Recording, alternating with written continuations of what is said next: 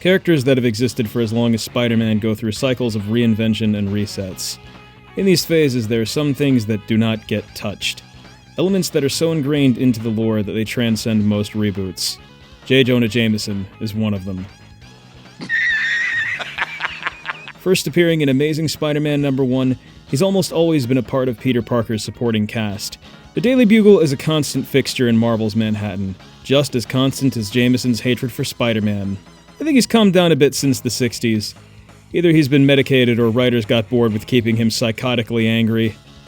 Early on, however, Triple J bounced between depression and blind rage more than the Hulk. During this period, his disdain went a little bit further than mere jealousy. There were a few occasions where Jameson was fully set on killing Spider-Man, either by hiring someone else to whack the webhead or by taking matters into his own hands. Today, we're going to look at some occasions where J. Jonah Jameson tried to kill Spider-Man. Our first tale starts with Amazing Spider-Man #17. Spider-Man mistakes a movie shoot for a real crime and word gets out to the public. Later in the same issue, he fights the Green Goblin alongside the Human Torch, but has to ditch. Since there was an audience to this fight, rumor spreads that Spider-Man is a coward. He can't explain that his aunt has yet another terminal illness because that would expose his secret identity. Jameson then fans the flames and begins a smear campaign, making sure everybody knows Spider-Man is stinky. Jameson continues to clown on the wall crawler in Amazing #18. This multimedia slander doesn't just affect how New Yorkers view Spider-Man, with other heroes starting to believe too. Pete can't leave May's side, which means he can't be Spider-Man, and more importantly, can't sell selfies to Jameson. So now he's too broke to pay for Aunt May's old cartoon yucky-tasting medicine. Remember when Peter erased his marriage to MJ to revive Aunt May? Not only did he willingly get rid of this, but he continued May's existence of chronic pain and unaffordable medical care. The Parker luck kicks in and he runs into the Sandman. He's so afraid of potentially dying and leaving Aunt May alone that he again retreats, this time in front of a conveniently placed camera. J. Jonah again publicly mocks Spider-Man, and for the first of many times to come, Peter throws away his costume only to immediately put it back on. After getting his confidence back, he takes out some bank robbers, ruining Jameson's fun, and gaining some of his reputation back. Then Spider-Man has to rescue his bromance crush, Johnny Storm, from the Sandman and the Enforcers. Issue 19 ends with Jameson humiliated, and this purple guy being instructed to spy on Peter. You don't see too many villains in bathrobes anymore. I guess the "I didn't want to get dressed today" look isn't very intimidating. This is all built up to Amazing Spider-Man #20, which also marks the first appearance of the Scorpion. Peter leaves school and catches on to the fact that he's being followed. He acts natural and waits to see how far this guy will trail him. He watches the creeper from his bedroom and speculates the possibility that someone figured out his secret. Eventually, he leaves and Peter takes the opportunity to do some spying of his own. Without gaining any useful info, Spidey decides to call it a night. But to make sure the spy doesn't see him return to Peter Parker's house, he fabricates a bat from his webs. I mean, the guy didn't know he was being watched. I think swinging a Halloween decoration around him would be the signal that something is up. The next day, Jameson is going over the latest edition of the Daily Bugle. He finds an article about a scientist giving people mutant animal powers and realizes this might be the solution to his Spider-Man problem. Then we see who Peter Stalker is really working for. This whole time he was under the command of J. Jonah Jameson. What? Bathrobe guy was Jameson? Okay, so I have no proof, but I think Stan initially had another villain pulling the strings and forgot or hadn't actually planned that far ahead. It really seems that way, doesn't it? Also, this random guy is Mac Gargan. Jameson just flat out tells him he's getting mutated and he's totally cool with it. They go to that scientist and bribe him to mutate Mac. After a drink of some mystery liquid and getting zapped with yellow stuff, the scientist makes him a suit to further enhance his strength. The majority of Spider-Man's iconic recurring villains were created by Steve Ditko, and their designs haven't needed much updating. The Scorpion's costume is not one of those, and it looks like ass. You also may have noticed something missing. There's no stinger on the tail. It's basically a prehensile club. So if he's missing one of the key features of being a Scorpion, what powers did he initially have? He could pinch. Real good.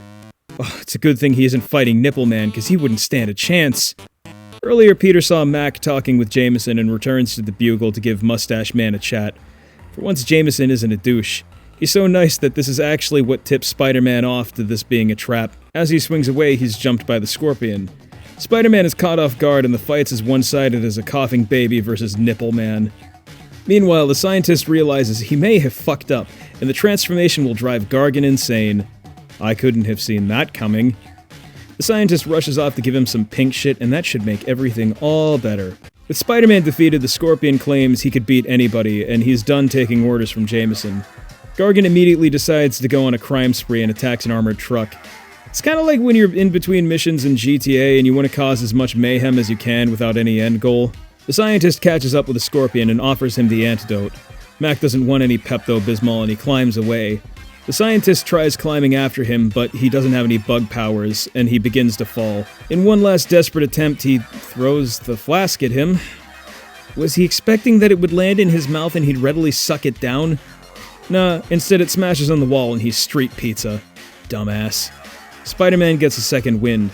A few seconds too late to save the scientist, but just in time to get his ass kicked again. It wasn't as easy on the Scorpion though, and he's a bit more worn out after this battle. Jameson watches this beatdown as it happens and realizes he created a monster. Karma's a bitch, and the Scorpion wants to kill Jameson because he's the only remaining person that knows he's Mac Gargan. Scorpion attacks the Daily Bugle, and Jameson actually seems to do the right thing for once. He tells Betty he'll hold off the Scorpion so she can evacuate the building.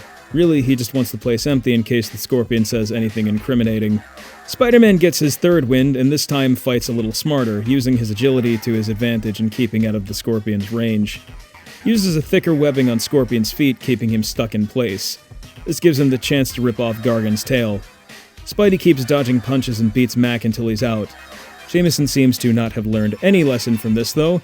Our comic ends with J. Jonah doubling down on his vows to end Spider-Man.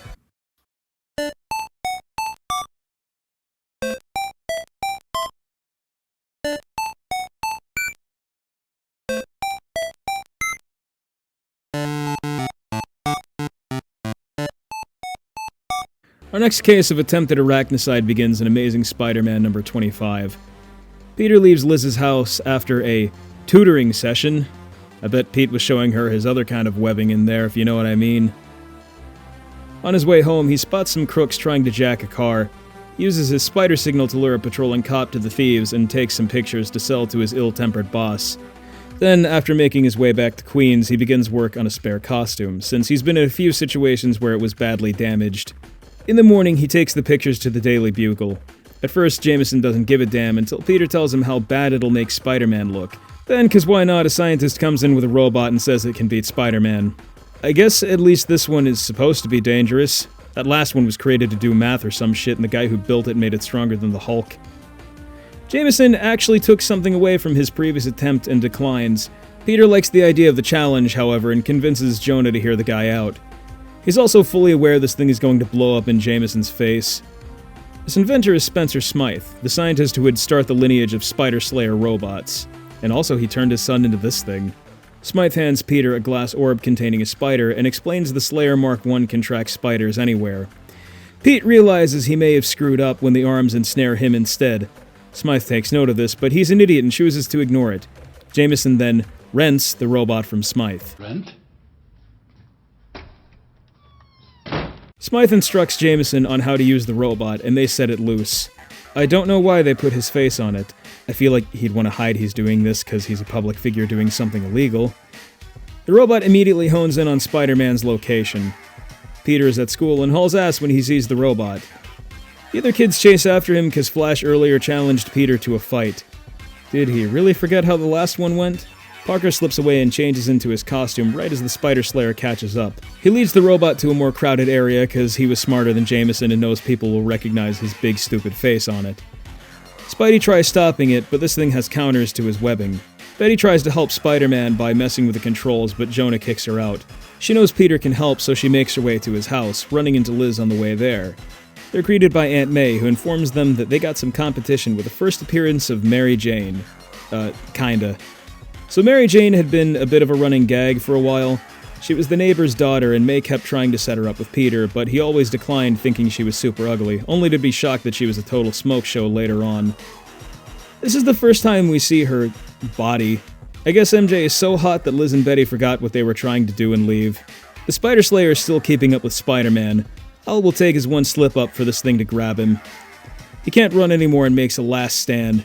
The arms shoot out faster than he can react though, and Jameson has finally caught him. Smythe informs Jonah that controlling the robot back to the Bugle might give Spider-Man a chance to escape, so instead they head to the robot's location. The robot can't do anything other than keep Spider-Man trapped while Jameson is away, so Spidey uses the opportunity to escape. He uses that trademark sticky finger ability to pry off the control panel. Jameson and Smythe finally arrive at his location, with Spider-Man still wrapped up. At least that's how it seems at first, anyway. It turns out that was just an empty costume Peter was manipulating with his webs. He doesn't need to figure out a way to retrieve his suit, since he has the spare one at home. Unfortunately, Aunt May found that, but thankfully her dementia makes her really gullible and Peter convinces her that he isn't actually Spider-Man. As I said before, the Spider Slayers and Spencer Smythe became recurring threats to Spider-Man. And of course, because Jameson seems to have a room temp IQ, the next time Smythe created a Spider Slayer, he was there to control it. We see this new and improved machine in Spider-Man 58. This one is completely redesigned, all but for Jameson's face on the screen. It wouldn't look right without it. So Smythe calls Jameson, telling him he's got a new robot. He is pissed at first, but easily convinced and pays Smythe. Again. So, what do you think happens? It chases Spider-Man all over the city, and he breaks it. So, you'd think after 2 of Smythe's robots failed, Jameson would finally stop bankrolling these things. Nah, he did it a 3rd time. Mark III is at least more spider-looking. It still has Jameson's face on it, though. The entire time Jameson was given a remote and led to believe that he was driving this thing, like when you give a disconnected game controller to a little kid. He finally wises up though and smashes the controller. Meanwhile, Smythe was pulling some scheme with the city's surveillance system and tried to unmask Spider-Man with it, but Peter had an even more convoluted plan to keep his secret identity involving a rubber mask. Then finally, when Smythe made a 4th one, Jameson had no part in it. I could keep going with the Spider Slayers, but that's where Jonah's involvement stops. And for now, that ends the saga of J. Jonah Jameson trying to kill Spider-Man. Never forget the saying, fool me once, shame on you. Fool me twice, then you fool me thrice.